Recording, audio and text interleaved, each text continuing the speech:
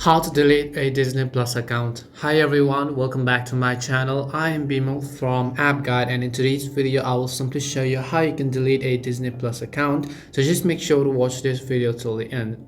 To delete your Disney Plus account, you must first cancel any active subscriptions. While canceling your subscription will not delete your account, deleting your account is a permanent process. And to clarify, you will not be able to reactivate your subscription and will have to create a new account should you change your mind.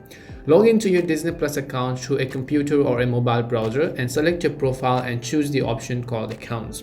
Then you have to simply select the Disney Plus from the subscription tab, then choose the option called cancel subscriptions first of all, because if you don't cancel your subscriptions and then you directly delete your account, you will still get charged for no reason, so you have to keep that in mind. Now you can share your reason for deleting your Disney Plus account and fill out an optional survey if you would like to provide more feedback, and once done you can complete the cancellation. After that you will have to contact Disney by phone or live chat via the help center. Now also make sure to leave the link of the help center down in the description box, and you can go to help center to request the deletion of your Disney Plus account.